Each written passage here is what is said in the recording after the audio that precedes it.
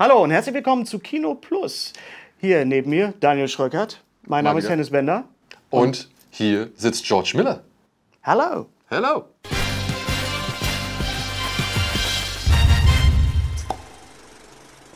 Dear Mr. George Miller, thank you for taking the time, having a chat with us. My first question is, I have to ask you this because you made 2 movies in the Wasteland now, or after 2 movies in the Wasteland. I have to ask you the same question I asked Denis Villeneuve after Dune. Do you still like sand? Actually, I love sand for one very simple reason. It's very, very clear. The imagery becomes very clear. You've got figures or vehicles in the wasteland.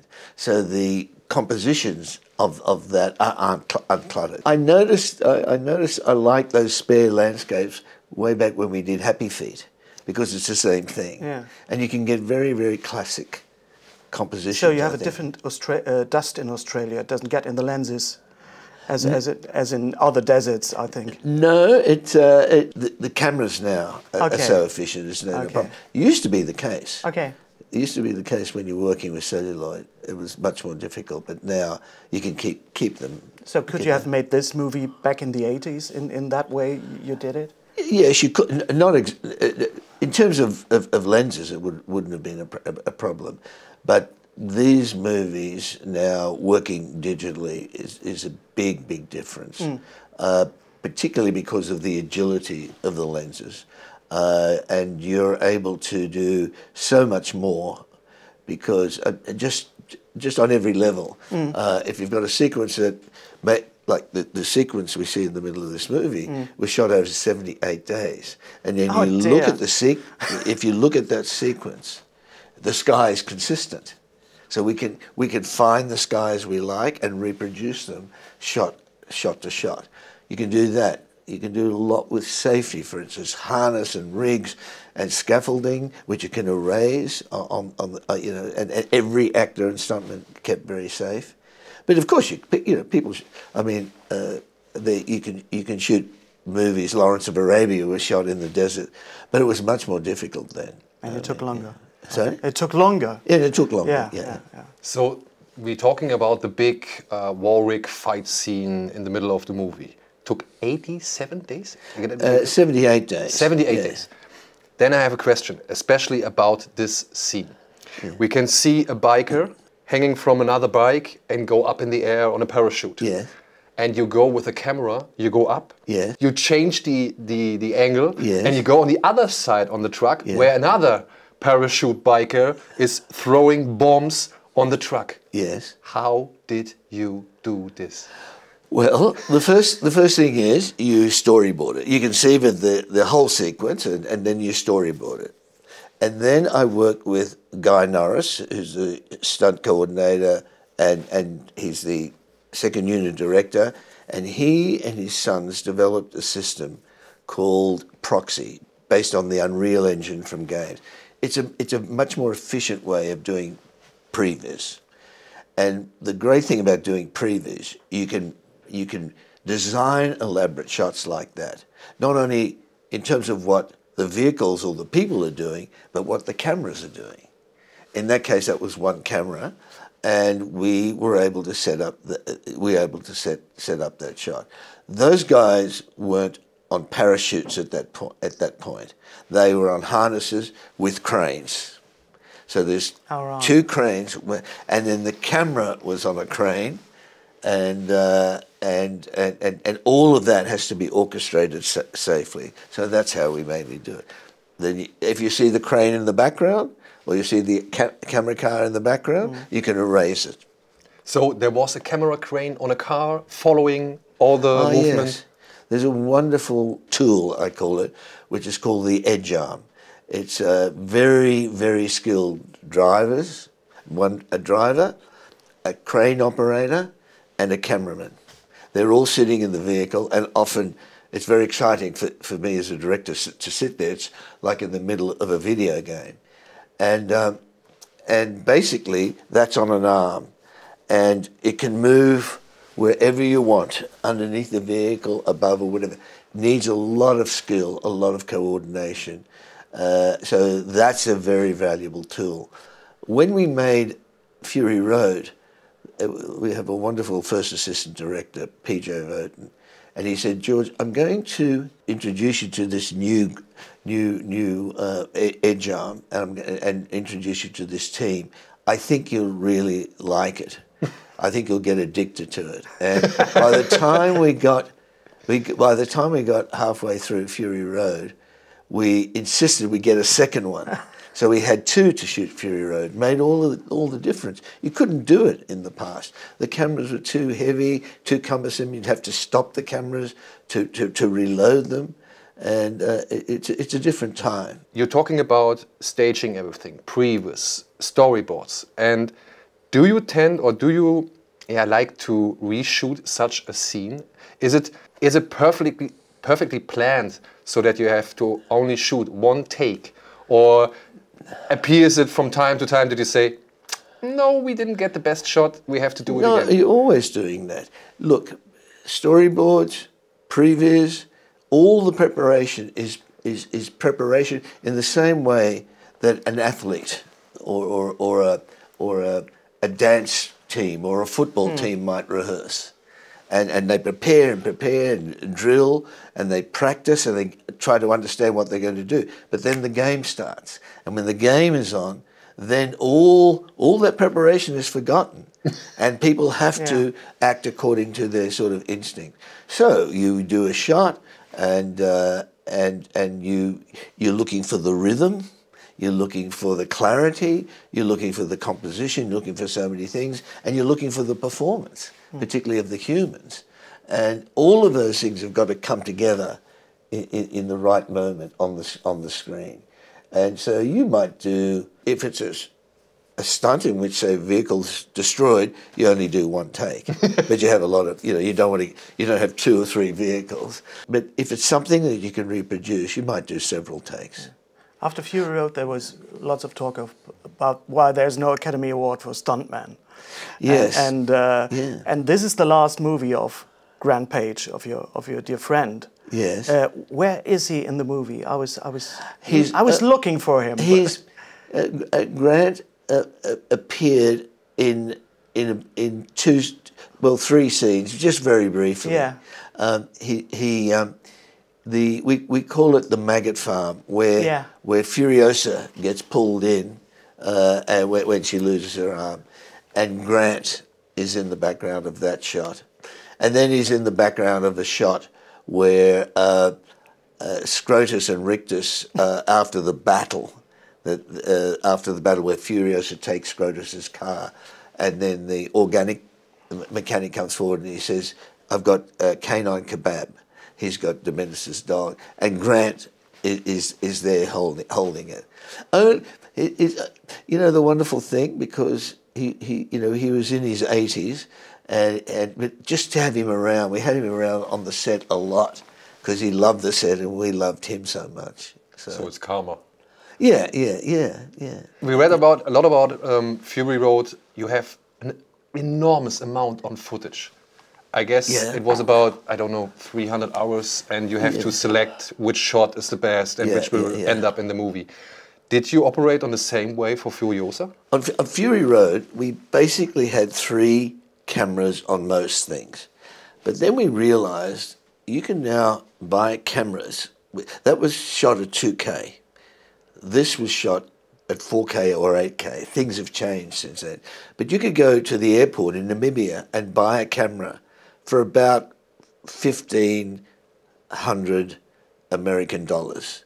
And you could put it in the vehicle, and it was high enough resolution, in every vehicle, and it was high enough resolution that you could put it in the ultimate film. So we did that because we didn't know what would happen. So a lot of the footage was stuff that was interesting as an individual shot. So in other words, on one shot, you might have 3 principal cameras, and then you might have 5 other cameras, 1 in every vehicle, 1 on a driver, and so on, just to give us the option should we need it. That was why it was so extensive. On that film, there were something like 2,800 shots, and the average length of the cut was 2 seconds and 9 frames. So it was a lot of shots, a lot of footage, and that was the main thing why there was so much footage. And this film, we had a lot of cameras still, but because of the scenes that we talk about, the shot you just talked about, that goes, I don't know, that maybe lasts for 30 to 40 seconds as we go around. So we knew that was the shot we wanted. I think there were probably 1 or 2 other cameras there just in case we needed it, something interesting happened. But by the time the camera had to move 180 degrees, and you had the the cranes moving and for the people, and then you had another crane for the camera car, and everything was moving. That was pretty, you couldn't get too many more cameras in that shot. So it depends on the sequence and what the rhythms of the cuts are. Everybody's now really focusing on Chris Hemsworth, on Anya Taylor-Joy. You said you found her as Furiosa, but I really want to give credit to what's it, ALAYLA Brown? ALAYLA Brown, because she's Furiosa for a whole hour in the movie. Yes, yes. She, I mean, she's extraordinary, and she was. I think she was in 3,000 Years of Longing as well. Yeah. She played one scene which she doubled Tilda Swinton as a young person. And we shot that film as we were preparing to do Furiosa.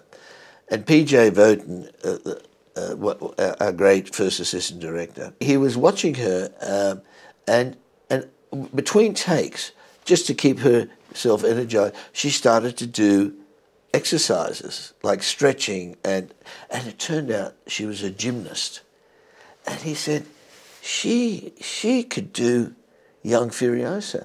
And the moment he said it, I thought yes. And I remember when we finished that day, I said, I'd like to talk to you about another film we're wanting to do. She did all her stunts in this movie, very, very skilled. I think she was 10 when we started that movie, and she was very, very skilled.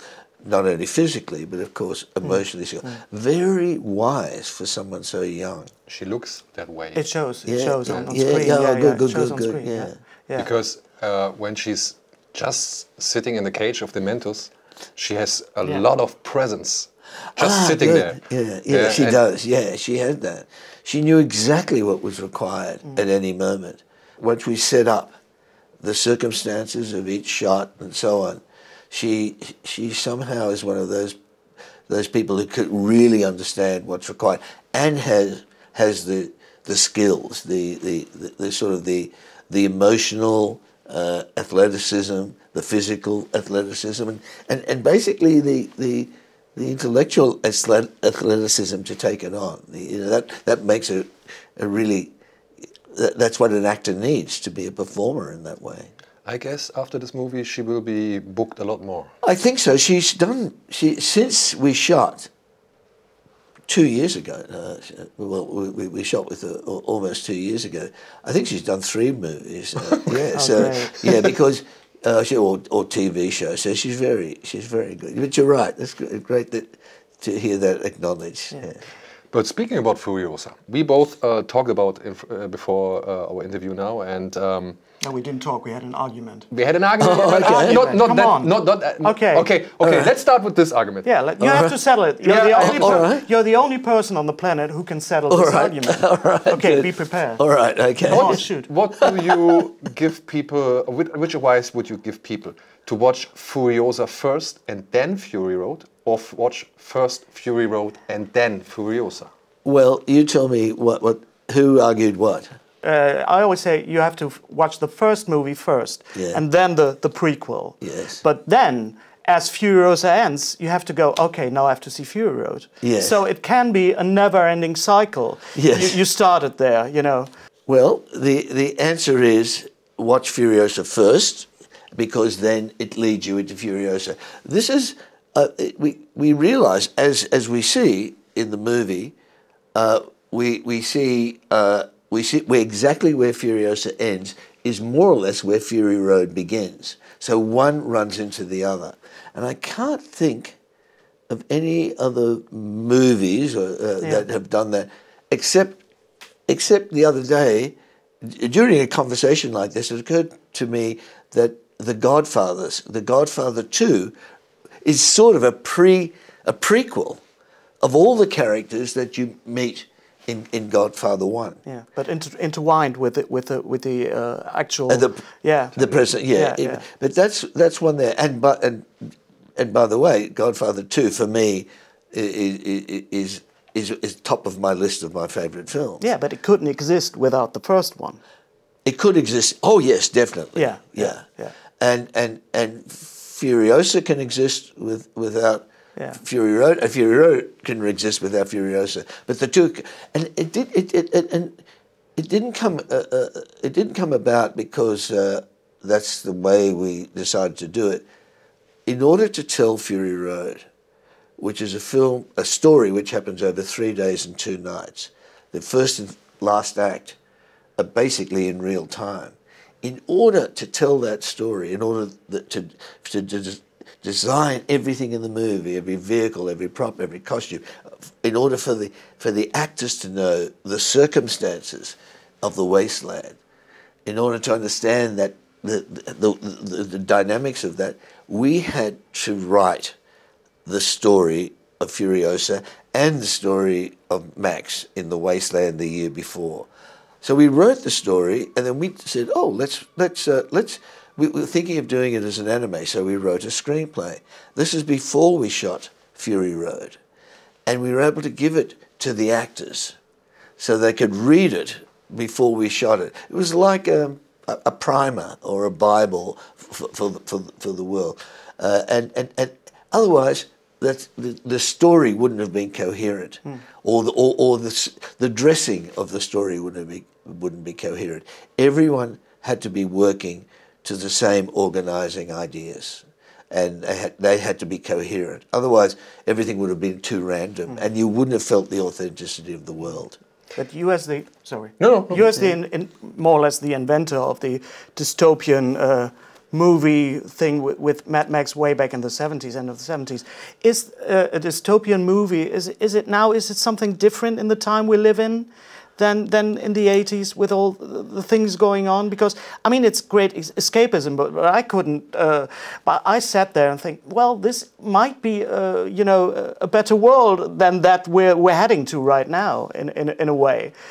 With the whole dystopian thing, Well, this is a common tradition in storytelling, by the way, which predated cinema. You have stories. They're allegorical stories. I mean, the world is a reduced world. Even though it's set in the future, we go back to almost a behaviour of a Middle Ages or pre-20th century technology, except for cars and guns and things like that. But interestingly enough, even though they're set in the future and they go back to a past behaviour, they are an invitation to reflect on who we are today based on what our histories of how we these patterns of behaviour are repeated over and over again. The kind of characters, those that sit on top of dominance hierarchies and control all the assets, whether it be water in the case of the Wasteland, or fuel or bullets. They're all narratives told throughout history, by history, but also in our folklore, in our mythologies, in all of our narratives. I'm just being part of that tradition, if that makes sense. In many ways, they are speculative about what would happen if all the things that we read and worry about in the news happen next Wednesday all at once, and suddenly we lose all our institution, the power grids go down or whatever. How do we survive? And so on. But I think, when I made the first Mad Max, which was set in the future, for one simple reason, we didn't have the budget to set it in the present. We couldn't shoot in the city where we were shooting at, Melbourne, and block off the streets and put cars in there, and each car had a stuntman, and you had people in the street, and we couldn't rent the buildings. It would take up all of our budget just to shoot for about 3 days. So we shot in remote streets with only 1 or 2 cars. And we shot in old buildings that were falling down, and the people let us shoot there for nothing for a week. And that accidentally allowed us to be a little bit more hyperbolic with the story, and suddenly it became much more archetypical. And it was really interesting to me that in Japan, where they saw the movie and it did very well, they said, "Oh, Max is a samurai. You must have seen a lot of Kurosawa movies." In France, they said, "Oh, they're westerns on wheels." And suddenly I realised, by accident, we got into the same, we were able to harness the same allegorical storytelling that you saw in the American Western, which Kurosawa himself reinterpreted to make his films, and then that went back to the Americans, and Sergio Leone and Clint Eastwood made films based on Yojimbo and so on. It's a common tradition in storytelling. I think we're still part of that tradition. But do you have a favorite Mad Max rip-off of your... Yeah, from all the rip-offs. Which is your favorite? Because you mentioned Italy and Japan. There have been, this started the whole dystopian thing. To be honest, I haven't seen any. All right. Yeah, I should. I haven't. People tell me about them, but I've seen some, I think, trailers or short versions of using AI making versions. I think I saw one with James Dean playing Mad Max, and Marilyn Monroe playing, I don't know, the Entity. Furiosa or something.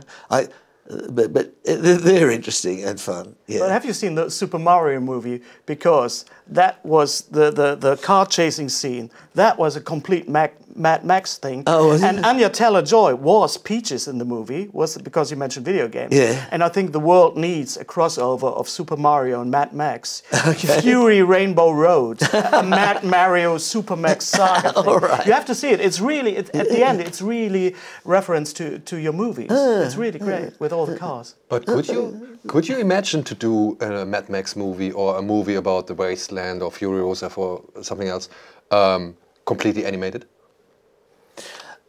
Not full digital animation. As I said, I was interested in anime because of the kind of very elemental, abstracted style of it. And in fact, as I said, we were going to do Furiosa initially as an anime with Mahiro Maeda as a wonderful Japanese anime director. He did the Animatrix. Do you remember that? Yeah. Right. Yeah. And he did one of those. And in fact, he did some early concept art for Furiosa. This is way back in the mid-2000s. And Maeda-san, as we call him, had done these beautiful... He's a great artist.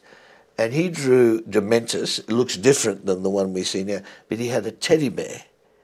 It was the first time we saw the teddy bear, and that found its way into the story. So yes, you could. I would do it as anime, but not. You could do it.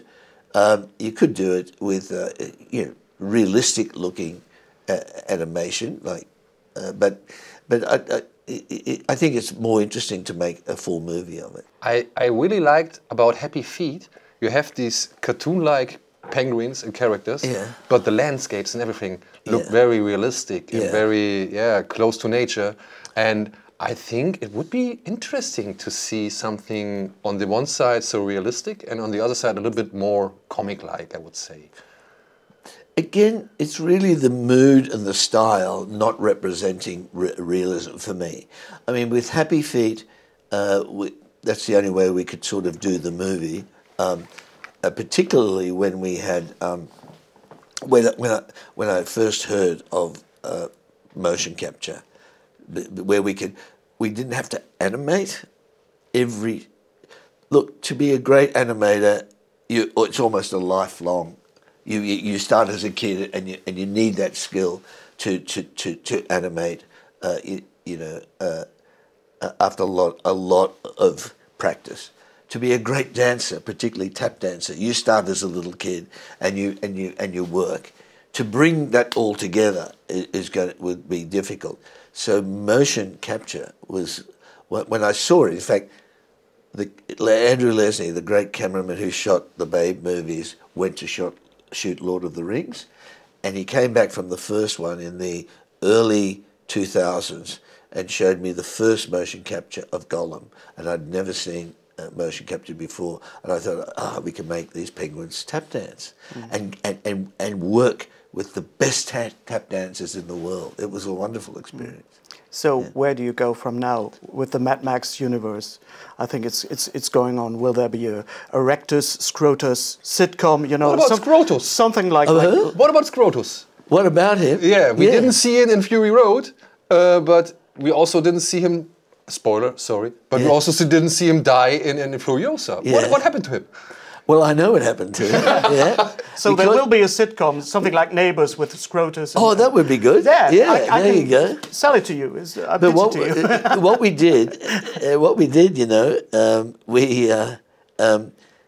we wrote what happened in the year before Fury Road for Max as well, to understand he was. If you watch Fury Road, you see he has flashbacks, and those flashbacks have a narrative that we had to sort of understand for ourselves and everybody else. So we've got that story, and if this does well enough and all the planets align, we might do that story. But then I have to ask: did you see the fan film Hope and Glory, which some German guys did about for 5 years or something like this? Because I thought there was a little story about Max rescuing a mother and her child from a buzzard hideout, and I thought this could be a nice fill-in between Fury Road and Furiosa to maybe explain what happened to Max between or in this time.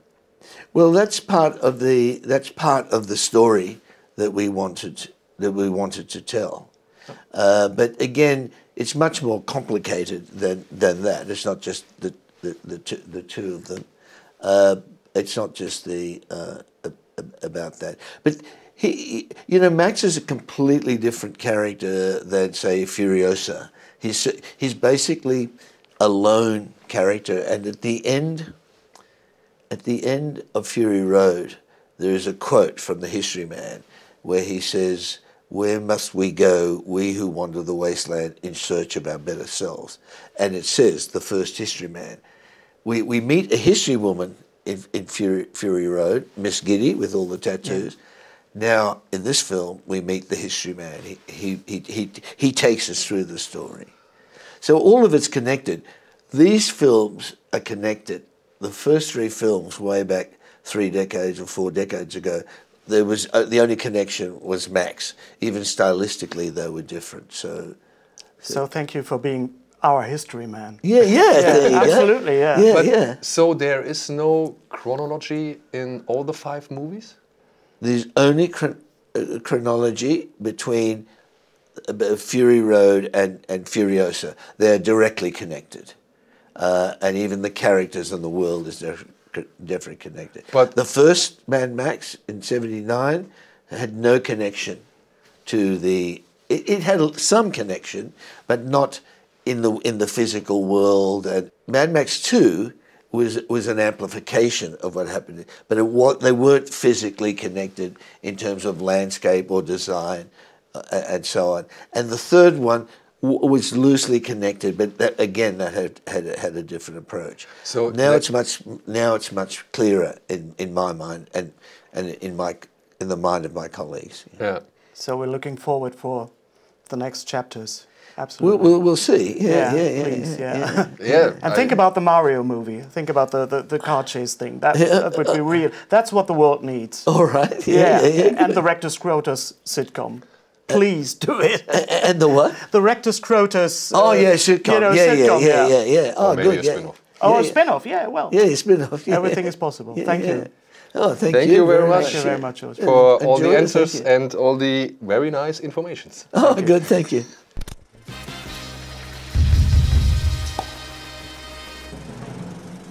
Ja, ey, Alter, Ja. Was ein Gespräch. Was für ein Gespräch. Hammer.